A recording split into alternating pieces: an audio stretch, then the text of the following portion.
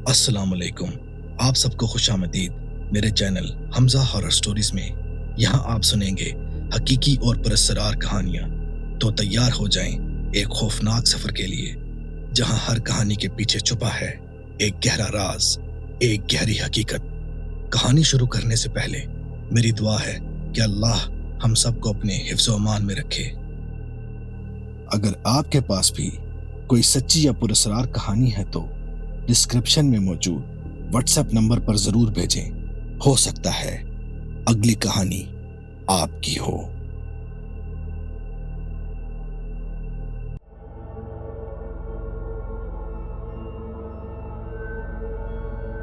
یہ واقعہ 2009 میں پیش آیا۔ مختار اسلام آباد کے F7 میں رہتا تھا۔ مختار ایک کامیاب اور اثر رسوخ رکھنے والا کاروباری شخص تھا، جس کا گاؤں راولپنڈی کے قریب تھا۔ گاؤں میں بھی ان کا گھر سب سے بڑا مانا جاتا تھا، جہاں لوگ اکثر اپنے مسئلے مسائل کے حل کے لیے جاتے۔ مختار کی شخصیت قد آور اور رعبدار تھی۔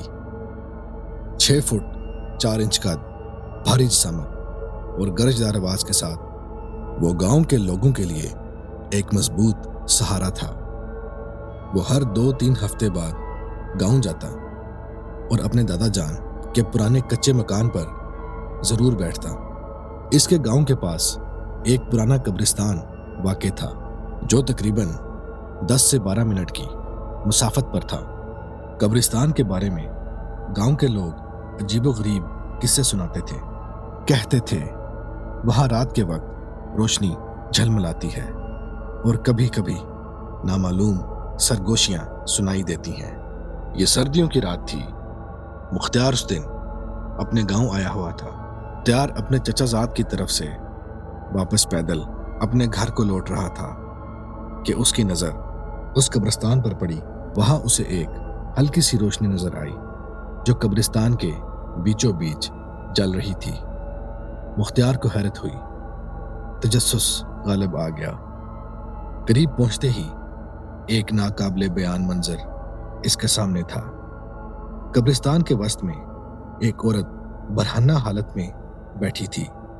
اس کے گرد چاک سے بنے ہوئے کچھ عجیب و غریب دائرے اور نشانات بنے ہوئے تھے۔ وہ زیر لب کچھ پڑھ رہی تھی۔ آواز دھیمی لیکن لرزہ خیز تھی، جیسے کوئی مردہ زبان بولی جا رہی ہو۔ اس کے سامنے ایک کھلی قبر تھی۔ قبر کے اندر ایک مردہ بے حس و حرکت پڑا تھا۔ اس مردے کے منہ میں کچھ دبایا گیا تھا اور وہاں سے ایک سیاہ دھاگا باہر لٹک رہا تھا۔ یہ منظر دیکھنے کے بعد مختار کے قدم کانپ گئے، مگر وہ رکا نہیں۔ وہ آگے بڑھا اور زور سے چلایا، یہ تم کیا کر رہی ہو؟ عورت نے سر اٹھا کر سخت لہجے میں کہا، خاموش رہو، میرے معاملات میں مداخلت مت کرو اور یہاں سے چلے جاؤ۔ میں تمہیں کوئی نقصان نہیں پہنچاؤں گی۔ لیکن مختار اپنی فطرت کے مطابق ڈرنے والا نہ تھا۔ اس نے عورت کو جھنجھوڑا اور ایک طرف دھکیل دیا اور اس کو اپنی چادر دی اور کہا، اپنے آپ کو ڈھانپو۔ مختار نے اپنے چچا زاد بھائی کو فون کیا۔ اتنی دیر میں مختار نے ہمت کر کے مردے کے منہ سے وہ کالا دھاگا نکالا۔ دھاگے کے ساتھ ایک تعویذ نکلا، جسے مختار نے فوراً پھاڑ کر پھینک دیا۔ عورت اچانک کہکا مار کے ہنسنے لگی۔ اس کی ہنسی قبرستان کے سناٹے میں گونج رہی تھی۔ پھر اس عورت نے دہشت ناک آواز میں کہا، تم نے اپنی موت کو بلا لیا ہے، اب یہ تمہارا پیچھا نہیں چھوڑے گا۔ کچھ ہی دیر میں گاؤں کے کئی لوگ وہاں جمع ہو گئے۔ عورت زور زور سے چلانے لگی، لیکن گاؤں والوں نے اسے پکڑ کر پولیس کے حوالے کر دیا۔ زندگی معمول پر آ گئی تھی۔ سارا گاؤں مختار کی بہادری اور جرات کی داد دے رہا تھا۔ لیکن کچھ عرصے بعد مختار کی حالت بگڑنے لگی۔ پہلے اسے کمزوری محسوس ہوئی، سانس پھولنے لگا۔ اس کا بدن دن بدن लागर होता गया। शुरू में किसी ने ध्यान ना दिया। सब ने सोचा शायद काम और थकन की ज्यादती है, मगर आहिस्ता आहिस्ता वो शख्स जो 110 किलो का पहलवान जैसा जवान था, उसका वजन तेजी से घटना शुरू हो गया और सिर्फ 50 किलो तक रह गया। इसके चेहरे की रौनक खत्म हो गई, आंखें अंदर धंस गई, जिस्म हड्डियों का ढांचा बन गया। रात को वो कराता और कहता कि कोई साया मेरे कमरे में आकर मुझे दबाता है। 1 साल के अंदर मुख्तियार का जिस्म बिस्तर पर पड़े टूटे हुए परिंदे की तरह पड़ा रहने लगा। एक रात अचानक उसकी चीख सुनाई दी और सुबह गांव को खबर मिली कि मुख्तियार अब इस दुनिया से रुखसत हो चुका है। यह खबर सुनकर सारा गांव सकते में आ गया। गांव के बुजुर्गों ने वजाहत की, वो तावीज़ जिसे मुख्तियार ने कब्र से निकाला और फाड़ा, वो असल में किसी और की जान लेने के लिए तैयार किया गया काला जादू था। लेकिन जब उसने उस तावीज़ को फाड़ा तो उसका असर सीधा मुख्तियार पर मुंतकिल हो गया। यूं वो मौत जो किसी और के लिए लिखी गई थी, मुख्तियार ने अपने ऊपर ले ली। लेकिन मुख्तियार की कुर्बानी ने इस कब्रिस्तान को काले जादू का गढ़ बनने से रोक दिया।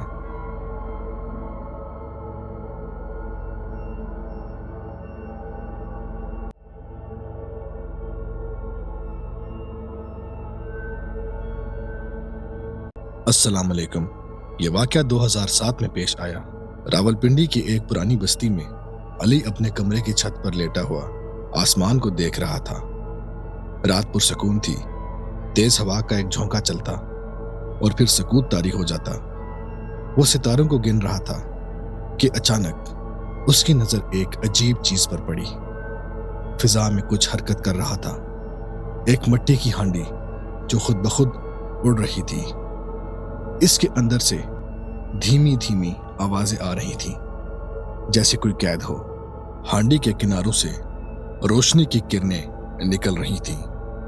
अली के जिस्म पर कपकपी तारी हो गई। यह मंजर इतना गैर हकीकी था कि वो दम बखुद खड़ा रहा। हांडी करीब के एक मोहल्ले के मकान की तरफ उतर गई और अंधेरे में गायब हो गई। चंद दिनों बाद खबर मिली कि उस घर में अचानक एक मौत वाक़ई हो गई। अली के दिल में दहशत बैठ गई, लेकिन उसने किसी को कुछ ना बताया। चंद हफ्ते गुजरे और एक रात फिर उसने छत से आसमान की तरफ देखा तो एक और उड़ती हांडी नमोदार हुई। इस बार उसके अंदर से ज्यादा खौफनाक आवाजें आ रही थीं। इस बार अली ने हिम्मत की और करीब रखा एक ईंट जोर से उस हांडी पर दे मारी। हांडी टूट गई और एक ही लम्हे में बदबू का एक ऐसा भभूका उठा कि अली ने नाक ढांप ली। जमीन पर सड़ा हुआ गोश्त, हड्डियां और खून बिखर गया। उसकी रीढ़ की हड्डी में सनसनाहट दौड़ गई। कुछ दिनों बाद रात तकरीबन 10:30 बजे अली घर से बाहर निकला ताकि करीब की बेकरी से अंडे और ब्रेड खरीद सके। बेकरी इसके घर से तकरीबन 15 मिनट की मुसाफत पर थी। सौदा खरीदने के बाद जब वो वापस आ रहा था तो रास्ते में उसकी नजर एक बूढ़ी औरत पर पड़ी। वो तकरीबन 60-70 साल की लगती थी। इसके हाथ में एक बड़ा सा थैलानुमा बैग था। अली को रहम आ गया। वो बैग बज़ाहिर उसके बस से बाहर लग रहा था। अली ने करीब जाकर पूछा, अम्मा जी, आपका घर करीब है? मैं आपका सामान उठा लूं? बूढ़ी औरत ने कमजोर सी आवाज में कहा, बेटा, घर थोड़ा दूर है, अगर तुम ले जाओ तो बड़ी मेहरबानी होगी। अली ने जब थैला उठाया तो इसके बाजू कांप गए। वजन गैर मामूली था, जैसे पत्थरों से भरा हुआ हो। चलते चलते 20 से 25 मिनट गुजर गए। थैला पहले से भारी लगने लगा। अली रुका और कहा, अम्मा जी, थोड़ा दम ले लें, ये वजन बहुत ज्यादा है। बूढ़ी ने नजरें झुका कर कहा, बेटा अगर थक गए हो तो मैं खुद उठा लूंगी। अली ने जिद की कि वो खुद ही उठाएगा, बस 2 मिनट हाथों को आराम दे दे। कुछ देर बाद जब घड़ी 11:30 बजा चुकी थी तो अली ने पूछा, अम्मा जी घर कितना दूर है? औरत ने ठंडी सांस भरी और कहा, बस थोड़ा आगे बेटा।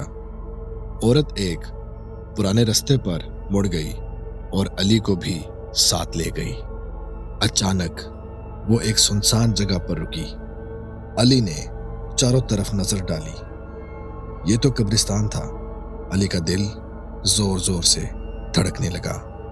उसने कांपती आवाज में पूछा, अम्मा जी ये आप कहाँ ले आई हैं? बूढ़ी ने उसकी आंखों में झांका और कहा, यही मेरा घर है। अली का खून खुश्क हो गया, इसके होंठ कपकपाने लगे। औरत ने सर्द लहजे में कहा, तुमने इस हांडी को तोड़कर बहुत बड़ी गलती की थी। जो काम रुक गया था तुमने इसमें दखल दिया। अब बचना चाहते हो तो मेरी बात ध्यान से सुनो। ये थैला जहां से उठाया था वहीं वापस रख दो, वरना अंजाम बुरा होगा। अली उस वक्त जान चुका था कि ये बूढ़ी उसे नुकसान पहुंचा सकती है। अली ने फौरन थैला उठाया और वापस ले गया और उस जगह रख दिया, लेकिन तजस्सुस इस पर गालिब आ गया। इसने थैला खोलकर देखा, अंदर वही मिट्टी की हांडी रखी थी जिसमें सड़ा हुआ गोश्त और खून भरा हुआ था। अली ने फौरन ढक्कन बंद किया और थैला वहीं छोड़कर भाग खड़ा हुआ। इस रात वो नींद न ले सका। कुछ दिन बाद उसका 3 साला बेटा बीमार पड़ गया। बच्चे के जिस्म पर नीले निशान उभरने लगे, जैसे किसी ने जोर से मारा हो।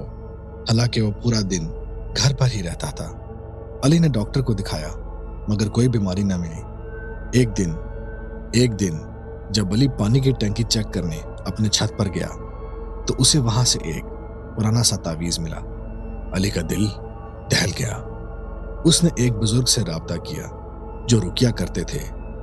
बुजुर्ग ने पूरी बात सुनी और कहा, यह काला जादू है बेटा, तुम्हें अल्लाह ने महफूज रखा, वरना तुम्हारी जान जा सकती थी। यह सब असर तुम्हारे बच्चे पर मुंतकिल हो रहा है। बुजुर्ग ने उसे वजू में रहने सूरह इखलास, सूरह फलक, सूरह नास और आयतुल कुर्सी पढ़कर अपने ऊपर और अपने बच्चे के ऊपर दम करने की तलकीन की। अली ने यह अमल किया। आहिस्ता आहिस्ता उसका बेटा ठीक होने लगा और घर में सुकून वापस आ गया। आज भी उस रात को जब अली याद करता है तो इसके रोंगटे खड़े हो जाते हैं। उसने अपनी आंखों से उड़ती हुई हांडी देखी, तावीज पाया, एक कब्रिस्तान में पुरस्सरार बुढ़िया से मुलाकात की। वो कहता है, अल्लाह के कलाम में बड़ी ताकत है कि अगर हम अपने नबी पाक सल्लल्लाहु अलैहि वसल्लम के बताए गए वज़ाइफ पढ़ें तो कोई काला जादू, कोई हांडी, कोई शैतानी अमल हमें नुकसान नहीं पहुंचा सकता।